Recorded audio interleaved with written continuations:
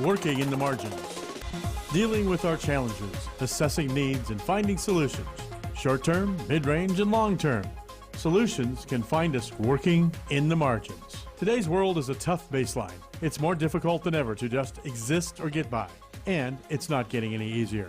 Moving forward in today's world has become both an art and a science. Food, clothing, temporary shelter, long-term housing, short-term jobs, temporary employment, or long-range careers. It all takes some help and finesse. Not everyone can do it. It's an art and a science. And let's face it, not everyone is a scientist. Some people need more help than others. The basics like reliable transportation, internet, laundry, a regular shower, even water, those basics we all take for granted. Electricity, these are the challenges of those caught in the net. Are homeless, unhoused, housing challenged, living in the margins. People of all ages, young, middle-aged, senior citizens, entire families, male, female, all reasons and all walks of life. Anyone can find themselves living in the margins. Homelessness and the challenges that go with it are not going away, and we can't ignore them. It's just too expensive. We've got to do better. Take the next step forward. Tune in now and listen to Working in the Margins. Hello, San Bernardino and all of the Inland Empire. Happy New Year. This is Shazette with Working in the Margins. We good, Eric? Yeah? Okay. Welcome. Getting all the technical stuff, all the bugs worked out. Welcome to Working in the Margins. This is Shazette. I am your host. This is the weekly Family Assistance Program radio show and podcast. It shows up on YouTube as a video. And I come on to share resources with our folks in San Bernardino and the IE. I do a lot of research looking for resources to help every population, I think. But just the regular Joe like me, living in San Bernardino, times are tough sometimes. We need help trying to stretch those dollars or, pay some bills or get some food. I think a lot of the time we are helping other people and people that we know. So I want to, that's the purpose of our show, is to come on and share those resources and help our community, show our community that Family Assistance Program is a part of our community and we are here to help. So that's going to be the first resource, and I have a lot today. So, first let me fill you all in why I am by myself today. I had a guest, and you're going to get to meet this guest because I'm going to have him on when he feels better. But Mr. Owen Duckworth from IE Rebound was supposed to be here today, but he was not feeling well. So, but I'm going to talk about IE Rebound and some of the work that they do, okay? Because they are a wonderful companion partner out in the community, providing resources. So I'm going to start with family assistance because that's my home sweet home. And we have a lot of resources, so and lots of programs. And since it's the beginning of the year, I want to get these out to folks so that if you are in need of resources, you can start here with Working in the Margins. You can follow my hashtag Working in the Margins with Z. And I post all of this on my socials. I have all those socials, Instagram, Facebook, Reddit, TikTok even. So I post everything, and then when it's on the podcast, when it drops, you can you can stop it, go back and forth and things like that. So it's awesome that we do this little video too. It comes out. So let me go to Family Assistance Program. I'm going to talk to you about some of the programs that we have because we do have a lot. We serve lots of populations. So we have youth crisis shelters here in San Bernardino and down here in the valley in Central, and then also in the high desert. Our House and My Place, and those are our youth shelters where we take care of youth that are runaway, homeless, experiencing crisis within their families, so they found themselves running away or displaced. So we come along and help them. We have a housing shelters for that population. I tell folks, if you're online, because you see them a lot now, people post, that they're missing a loved one. I always share those. If it's local, and I know a lot of people, a lot of there's a lot of people in my network so that do this work.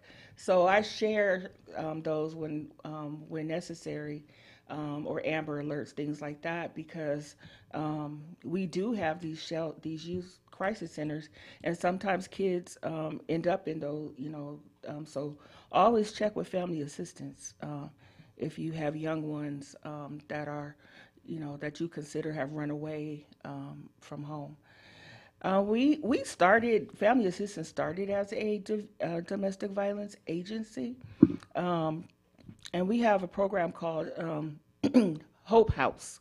Hope House, and it's housing for for victims of domestic violence. We have a very strong program. We have a collaborative in San Bernardino County of domestic violence sheltering partners. And we collaborate with them, and we use each other's services. It's like it's the House of Ruth, Option House, Doves, some of the agencies that you might have, A Better Way, some of these agencies that you might have heard about in the community that do domestic violence. I'm going to give you some hotline numbers at the end for some of our programs. So you can avail yourselves of these services. We also have youth drop-in centers, and that's for kids that are, again, like are on the street, or just, need the services that we provided are drop-in centers. They have classes there, substance abuse counseling classes. These are our marginalized community kids that are, maybe they're struggling at home, so they come to the center. That's their time to get away. I love our drop-in centers. We have one down in San Bernardino called Open Arms, and then we have one in the High Desert called Fam Spot. And they're run by wonderful people, wonderful advocates for that population. It's 18 to 24, and they are hands-on. They help these young folks get jobs, trainings, build resumes. They expose them to a lot of things that they typically wouldn't be exposed to. We have an outdoor equity program in the High Desert that last year the team at FamSpot they were able to take some of the youth from the community whitewater rafting, out on a whitewater rafting trip, and then they go hiking, and then they clean up some parks and things, and it's the outdoor equity program. And I know that my coworker, colleague Jose, runs that program. We also have reentry services and housing. We have reentry housing and support is Next Step. That's the name of that program, the Next Step program. And we help women that are formerly incarcerated. We help the women that are incarcerated because we go to the jails. Our team goes to the jails and gets them ready to come out. We also have hired folks on staff that have lived experience, so they know exactly what this population is looking for when they are exiting the prison system. And again, they come alongside and they handhold, and this has a housing component as well. So if you have folks that are women that are coming out of prison, give us a call and see if we have availability and see if we can start an intake and get them into the program. Um, we have a human trafficking program. We support victims of human trafficking, and it's called the Open Door. I love the names of our programs because they just kind of say exactly what they are. So I love that. The Open Door, and that's run by my colleague Emily over in the Highland Office of Family Assistance. Um, Open Door is very special because not many agencies address human trafficking. There are some faith based organizations that address human trafficking. Um, I know of a few churches in the area, but um, organizations, agencies that actually have funding behind it and housing behind it, there's very few. But there is a problem of human trafficking here in San Bernardino County. You may not think there is because you don't exactly know what. You're not seeing it, or but there's lots of forms of human trafficking. I found out last year that um, but through Emily, she came. I had her on the show, and she explained that human trafficking can look a lot of different ways, and her explaining that to me has caused me to see things differently and to look out for certain things. And it's not like I guess we weren't aware because if you see some things in the community, you always kind of get suspicious about the intent. So, and sometimes we put it on our city chats and Facebooks and our next door, things like that. And I think it was sometime last year or in the year, I saw some posts about a van with a man and girls at the shopping center, and that they were it was a scam, and that they were using these folks to get money, like to what do they call it when they on the street taking money, panhandling. There you go, panhandle. That they were panhandlers. That there was a ring of panhandlers. So when I had Emily on and we were talking about human trafficking, and she says sometimes those outfits, those vans and things like that we hear, sometimes they're human. Those folks that they have working are being trafficked. And trafficking, I guess we should know the definition of trafficking. We should be aware of the definition of trafficking, because what it is people doing things for other people, to for money, or to pay off debt. Sometimes the girls or the folks that we see on the corner um, selling the flowers, which I always avail myself of, especially right here in San Bernardino off of Waterman. They have some great flower distributors there. And then I was educated that sometimes those flower girls or those distributors are working off a debt for being brought over um, by coyotes, or coming across, where they had to have somebody help them come into California. So I look at things differently now. I always want to just get out and ask, are you okay? Are you doing this of your own free will? When you're an advocate or a social service or a homeless advocate, there's something that happens where you become very protective of the population, and you start looking for mistreatment in the population.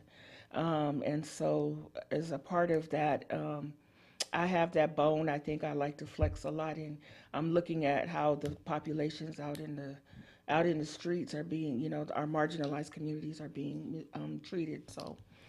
Um, so again, that's we have a human trafficking. It's called the Open Door, and I'm going to have some of those ladies from that department come over sometime. I got a whole year shows, so I'm bringing folks over. We also have a wonderful program called Welcome Home, and it is our supportive housing for age 18 to 24 that that belong to the LGBTQIA two spirit population community. Um, so if you have friends, and they offer a lot of services too for LGBTQIA two spirit um, uh, folks, kids, 18 to 24. I always say kids because I'm like twice their age. So 18 to 24, they have lots of classes and lots of supports, um, group meetings, and things like that. So those are our programs. We also have Family Assistance has an employment specialist. Her name is Siobhan, and she is talented at getting folks jobs. Her primary focus is on second chance employers, finding jobs with folks that hire folks that have records or bad backgrounds and things like that. Um, but maybe they're working on it or they're in programs. So we have an employment specialist. So please give us a call. Again, at the end, I'm gonna give you all the numbers that you can give us a call on. But if you have found yourself in some type of justice system involvement, or um, maybe you just have orders, maybe you have cases that you just need to do, they want you to do a little work on. Um, we have Spanish anger management classes. Um, we have domestic violence support groups. We have substance prevention and disorder classes. We have these classes are sometimes court ordered, and folks, I get a lot of calls from folks saying, "Do you know where I can take classes? I have to meet these conditions of probation, parole, or release, or they have maybe domestic or uh, CPS cases and things like that." So we help these folks with the. We have budgeting and financial classes. Um, let's see, and then we have English parenting classes. So again, I'll give you the numbers at the end in case you're in need of resources for classes that may have been assigned through the maybe you're just as impacted. Um, so that's family assistance. I want to share with you Community Action Partnership. Um, Community Action Partnerships, they have the Energy, Education, and Environmental Services Department. I think everybody knows that Community Action Partnership does everything in San Bernardino. They have food, they do food distributions, they do the homeless showers, they do a lot of work. I've been affiliated with them for several years, and they just keep getting bigger and better. But I got calls over the holidays about utility assistance, and specifically from Community Action Partnership. So I said, let me do some research and find out exactly. So I went to their site, and it says utility assistance, and it says that the Energy, Education, and Environmental Services Department at Community Action Partnership will be accepting utility assistance appointments for January 2025, starting January 2nd, 2025. So that's today, right? January 2nd? Okay. So if you need help with your utilities, emergency, non-emergency, wood or propane purchase assistance, um, let's reach out to Community Action Partnership. It's capsbc.org. Capsbc.org. They also, you have to reside in the county, in San Bernardino County, and then they have like household and maximum monthly amount for assistance. The total gross monthly income if should fall within a certain guideline, and they have those. So please go to their website. They help They also help you apply for the HEAP program too. HEAP. Um, that's the Edison, I believe, program. Yes. So give them a call if you are looking for that for utility assistance. If you need food assistance or food, Community Action Partnership also does food deliver. They do food distributions. They have a list that shows a food distribution every day in San Bernardino County, somewhere. There's food distribution. They're USDA distributions. And then like in the high desert, they have the Second Chance up there, food distribution. So they are feeding folks all throughout San Bernardino County. Again, you can find out this information on capsbc.org. Let me go back. Okay, so over on the west side, there's an organization, it's Inland Valley Hope Partners. They provide a lot of services. They are a wonderful community partner. They're faith-based, but they serve over 75,000 low and low income folks in San Bernardino County and East LA County. They do food security. They have a food security program, and it's in Ontario, Pomona, Claremont, Upland, Chino, and San Dimas. They have housing programs, Our House Shelter, and then they have rapid rehousing and emergency rental assistance. Healthy living program. They do healthy food from like Amy's Farm, Gleaning Hope, and the Pomona Valley Certified Farmers Market. They've been a staple in our communities for a very long time. I've worked with them for many years, and Cammie Grosvenor is the director over there, and she's just got a heart to help, and so do her people. So they're on the west end of our county. Again, they have the food security program in Ontario, Pomona, Claremont, Upland, Chino, and San Dimas. Their email address is inlandvalleyhopepartners.org, inlandvalleyhopepartners.org. And again, I'm going to be sharing these links on my hashtag working in the margins with Z. Working in the margins with Z. All right. Well, I have a whole bunch more. We're going to take a break right now. We're like halfway through. We're going to take a break and come back. And it's just a whole lot of me today, y'all, but I got resources for you. We'll be right back.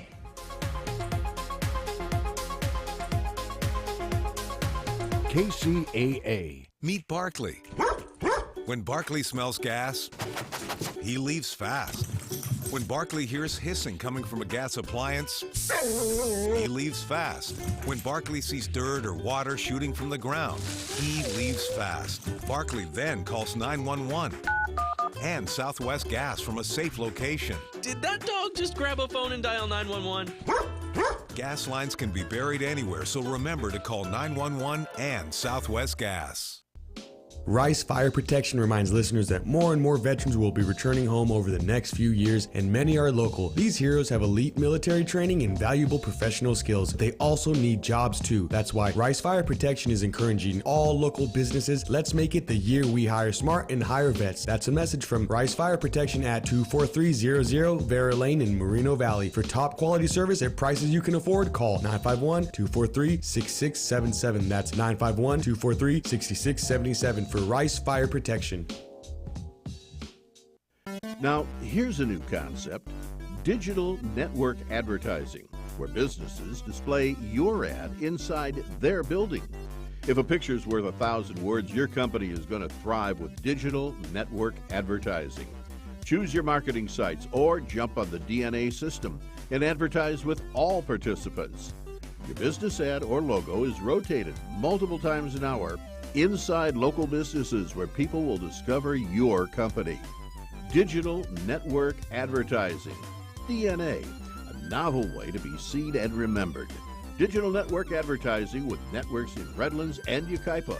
Call in the 909 area 222-9293 for introductory pricing. That's 909-222-9293 for digital network advertising. One last time, digital network advertising, 909-222-9293. 106.5 FM and KCAA 1050 AM.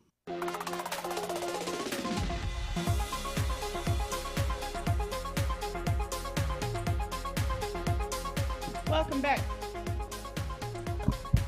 Welcome back, San Bernardino. This is Shazette at Working in the Margins. I am here in the great building of Teamsters Local 1932. This is where our studios for KCAA are now, 1050 AM, 106.5 FM, and KCAA TV on YouTube. Right? Did I get all of that, Eric? Okay, good.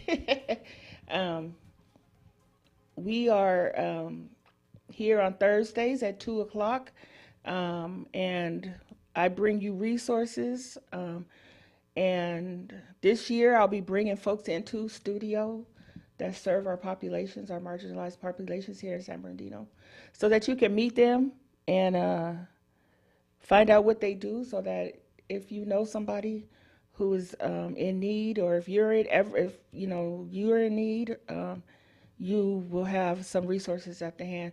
At least have a place to start, But again, you can always follow the hashtag on social medias or online at hashtag Working in the Margins with Z. I post all the resources there, all the links, and not even all the links I'm going through today because I have a lot, but I'll post all the links that I have resources for, so that you have information. So, I have to share because I didn't share last week because I think I found out too late, but our show got a sponsor. So I'm super excited about that. And you know him in the community. His name is Don Williamson. We call him the tax saver. He's a great guy that does. He just wants to help people save money and be better about their budget, so that we aren't living, paycheck to paycheck, or, we can build up some of our marginalized communities that are, cash poor, but maybe they have something. He wants to tell you how, even if you are low income, that you can save and how to do things. So Don Williamson, the tax saver, and his show comes on after this show. So I'm hoping he'll pop in before the end of my show today, so you can at least meet him and I'll introduce you to him. But yeah, he's sponsoring our show, which is good for us because now we just gonna keep going, Thelma. We're gonna keep bringing resources and communities together. My goal for this year, I don't make resolutions because I can't keep them, so why play? But goals are always good to set. And my goal is to bring agencies together in San Bernardino to collaborate around the people that we serve so that we can serve more people. It seems simple, but historically it's been difficult, but we keep trying. So that's the goal. So I'm going to bring folks on that Family Assistance works with, that Family Assistance supports, that are part of some of our collaboratives, like the Domestic Violence Collaborative. I want to bring on some of those operators within that realm of DV to talk to us about what that looks like and the services that we provide. I sit on a board for the California Partnership to End Domestic Violence, and it is always good to tap in with these providers to find out, what do the clients need? What are trends? What are challenges? And see if we can take our voice to the Capitol and influence legislation around that to make it better. So I'm super excited to do that work, and it's about to start. We're going to be starting review of policies and legislation as the new term in Sacramento starts. We're going to be talking to some senators and some assembly folks about how we can better address domestic violence here in San Bernardino. And so in that vein, I want to introduce you. I introduced you before. I've had them on. But Lighthouse Social Services, they're a wonderful organization here in San Bernardino. They do a lot. Their population that they serve is lengthy. Hold on, let me pull this up. So they serve programs and services there. So they do rapid rehousing services for families. They have a program. They have Hope for Heroes, Permanent Supportive Housing Program, a PSH. They have Lighthouse Adult Reentry Programs for rental assistance and employment services. They're our partner for the HIRE program, which is reemployment services for the reentry population through workforce development, state workforce development. So they also have reentry programs for employment services. They have Lighthouse Health and Housing PSH program, services for veteran families, disabled women with children, permanent supportive housing, family stabilization program, and then Lighthouse clinical support, in-home clinical support services. That's a lot of services, well needed in our community. And they help domestic violence also. So Lighthouse has been around for quite a while. I think most people believe that they just did veteran services, but that's not true. They do services with all of our populations, chronic health, fleeing domestic violence, like I said, and folks that are exiting the prison system. So again, I'm going to put these links online and some phone numbers that you could check out for Lighthouse. And they are out of Colton. So they are here, they're local out of Colton. I want to give you some ideas, then I'll get back to resources. I want to give you a few ideas on how to stay resilient through difficult times. I think that there might be difficult times upon us. We're going to stay positive that, we are going to work our way through it. We're going to be better. We're going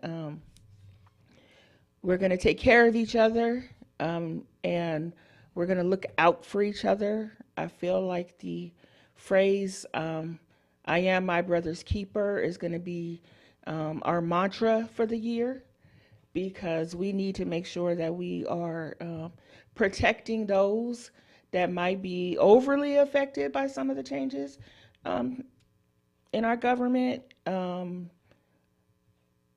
But there's also some good changes. There's some good things happening right now that hopefully we will be able to. But I just want to share a couple of things that I hope that I'm going to try to do. So see if they resonate with you, and join me in taking care of ourselves. So the first one is embrace a positive mindset. That can be so difficult sometimes because everything else looks negative and everything else sounds negative.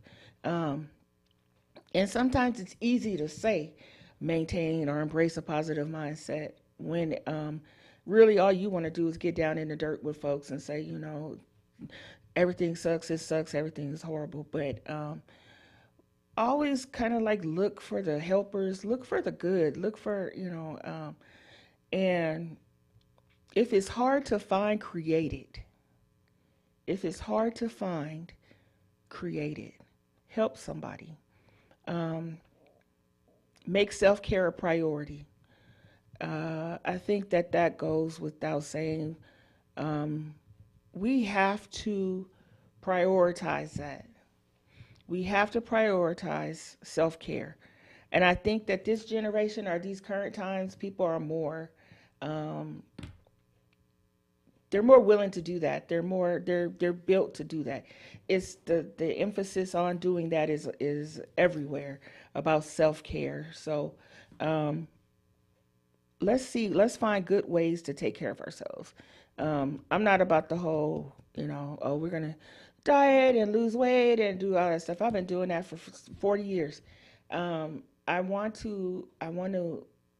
folks to come with me and realize, I want you to understand that self-care looks like sometimes helping and taking care of other people, because it lifts your mood, it gives you focus. Sometimes it is easier. It's not a way to, you're not trying to run away from your problems, but sometimes it's a nice distraction if you're helping somebody else work through some difficult situations. So I think that's why I'm in this work, because I know that I feel better if I'm helping. And then I also when I'm researching resources to find some of those resources I use personally, or I can help my people and my families, and I use them personally. So self-care. Something that I really, really want to do, because it goes back to building a collaborative, more partnerships in our community, is building a strong support network.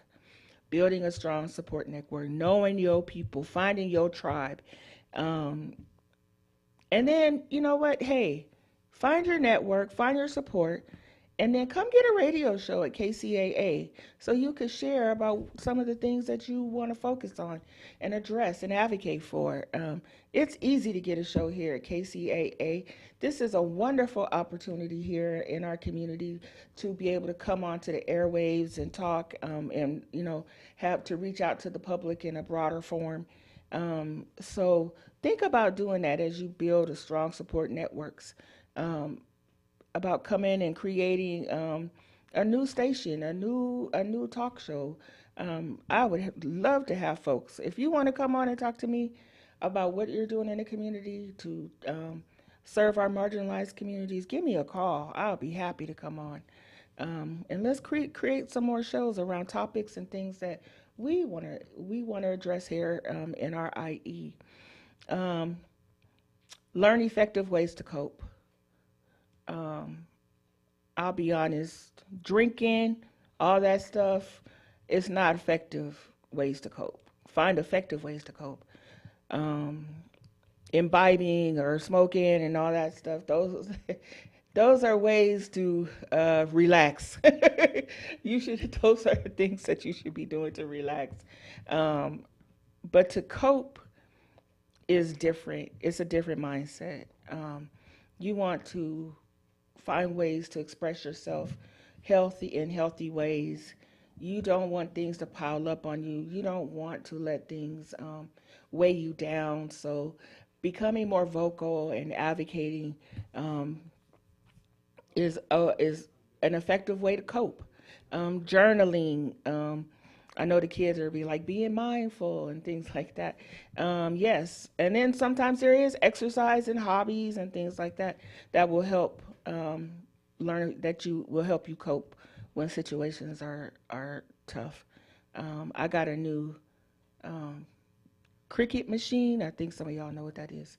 You can make shirts, put stuff on shirts. And I am having a ball because I can put whatever I want on the shirt and I don't have to say nothing. Right? I love it. So find a way to express yourself. Do poems. Go to poetry slams. Find ways to cope out there. It'll help shift some of the negative thought patterns. And again, set realistic goals about this year, how it's going to affect you,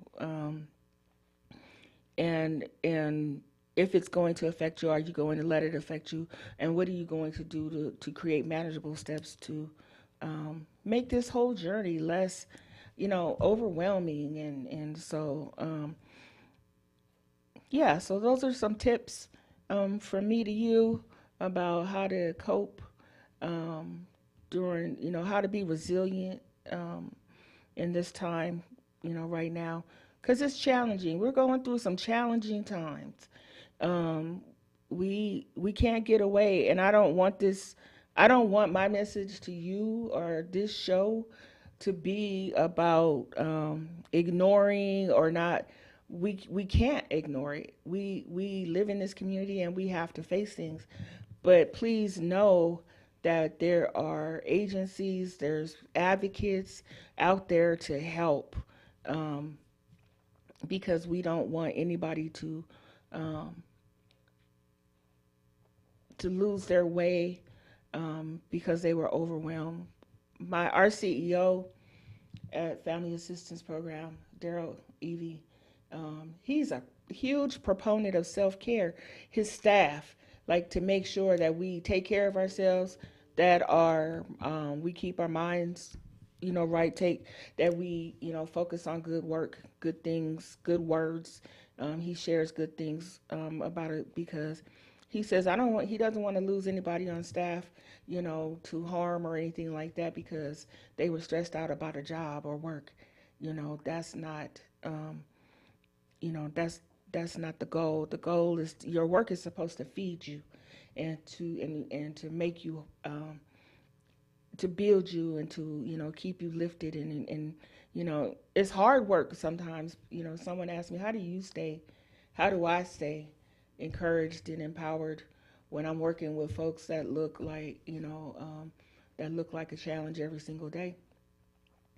And the work is what keeps me going.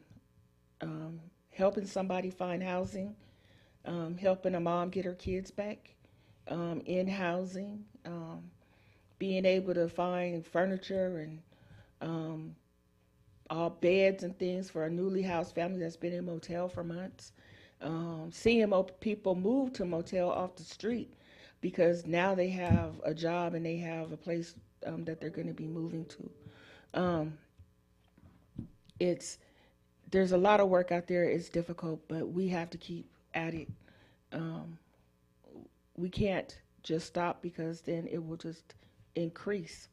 So we need to keep chipping away at the issues and moving people off the streets.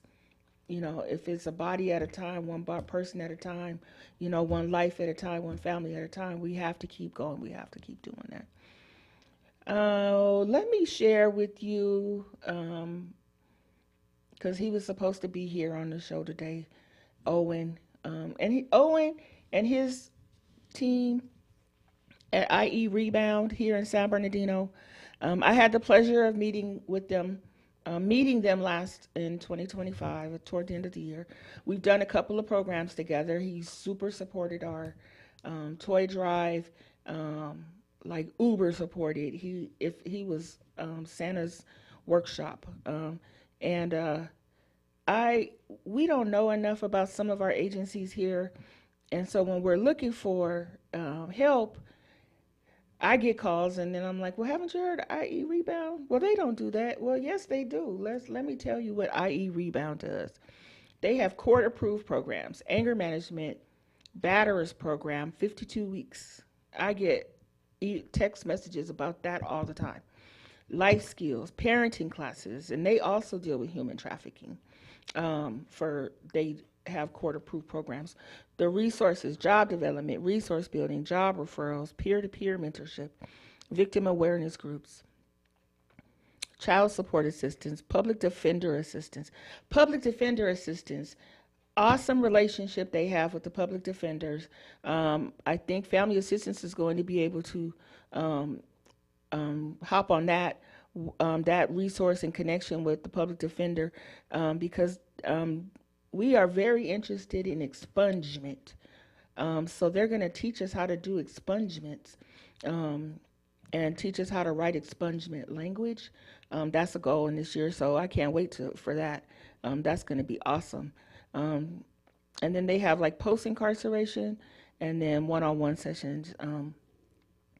They have new classes starting up this year around sexual assault, GED preparation, and drug and alcohol classes. So they're right over in San Bernardino off of Highland. And they love the community. They do. They love the community. And their people over there are wonderful. Ron and Marilyn and Jessica. So that was IE Rebound. Let me share with you. Um, this is an agency that I get asked. People ask me, or they hit me up and they say, I know this adult that's in home and they can't take care of themselves anymore. That's lots of things that help hit seniors, as they age. Some of the disabilities and things like that. Some of the mental health things. The Department of Adult Protective Services, APS, I think that's what the people know in the county is APS. They have a lot of services. They're not scary. You don't have to call them just because somebody's getting beat up or you feel that somebody is. There's so many other types of abuse that they will come out and they will address. Besides physical abuse, of course, is sexual abuse, abandonment, desertion, or willful forsaking by anyone having responsibility for care. So a lot of the folks on the street, homeless folks, seniors, have been abandoned. They have lost whatever housing they have for whatever reasons, and they have no family where they can go, or if they do, they can't go there. Isolation, I didn't even realize that this was a definition of isolation. Preventing the individual from receiving mail, telephone calls, or visitors. Isolation. So keeping folks away from people, from the family. Sometimes we isolate and keep people away from family because we don't feel like the family is good to be around. So APS is for folks 60 or older, or dependent adults that are disabled or a victim of abuse, neglect, or exploitation. And those are the others. Neglect, if you're being taken care of, neglect by the people taking care of you, or self-neglect. And that's not being able to care for yourself. Call and ask APS, hey, maybe you just need help around the house cleaning. They have IHSS services. Maybe they can help you apply for those services. Mental suffering and abduction. So those are some of the things that they help with, and that you can avail yourself of through their services, the APS, and that's a county program, Adult Protective Services. I've used them a lot when I was working in housing. So here's one bit of good news that I thought was really, really important to share, one that I wanted to share with you. Let me see if I can find it real quick.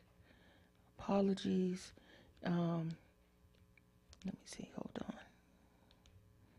It was one of the new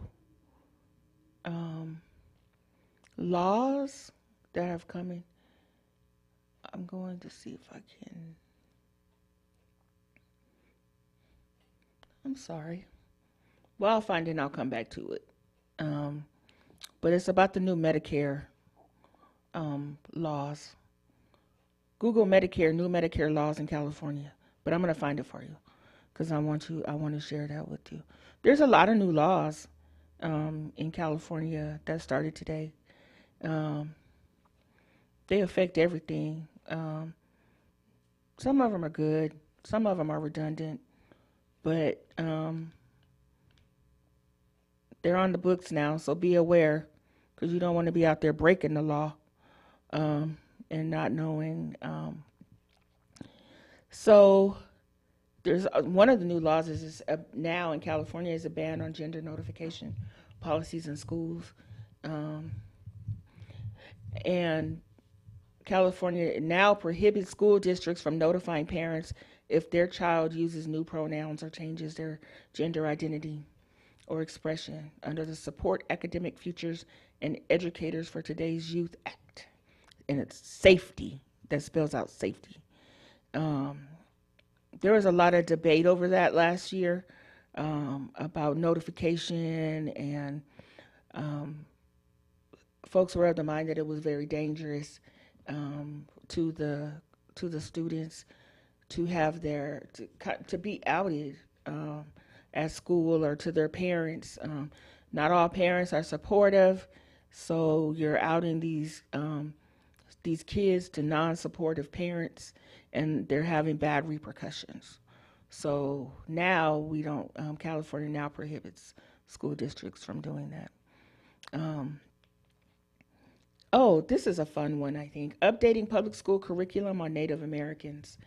The California Department of Education must meet with tribes when it updates its history or social studies curriculum to include instruction for elementary, middle, or high school students on the mistreatment and contributions of Native Americans.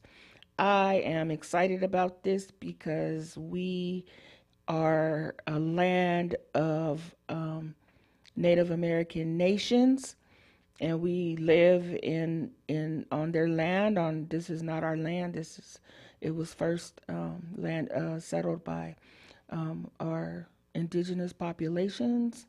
And as an African American, I know what the exclusion of the real facts of our history can do. It's not good. It's detrimental to not teach all of the history of a marginalized community. And it's the same for our Native American communities. So I'm glad that that's happening. Oh, here's one. So today I have my best friend is here, and he's sitting over on the side. He's a teacher. He's an English teacher at San Bernardino Valley Community College. And I think about him on this bill because he's a reader and he's teaching English, and the California Freedom to Act or Assembly Bill 1825 prohibits public libraries that receive state funding from banning books based on race, nationality, religion, gender identity, sexual orientation, disability, or political affiliation. Libraries also can't ban books based on the author or the book's intended audience. Isn't that awesome? We can't ban books. Books shouldn't be banned. We should have the freedom to read whatever we want. That's my personal opinion. We should be able to read whatever we need to read. So I have a couple of minutes left. This is the first show of the year, and it's just been last year starting this project and everything. It's just been wonderful. I'm looking so forward to this year, bringing you more people to talk to and to find out about what's going on in our communities, and what these agencies out here, these social service, these advocates, what we're doing out here to help. And when I say look for the helpers, that's what I'm talking about. Us, Family Assistance Program, Lighthouse, IE Rebound, Teamsters, these agencies that are, right here in your communities, and they're dedicated, their staffs are dedicated to helping the community. So this hour goes by so quick. I have so many more resources, and I'm going to share more next week. Thank you, San Bernardino.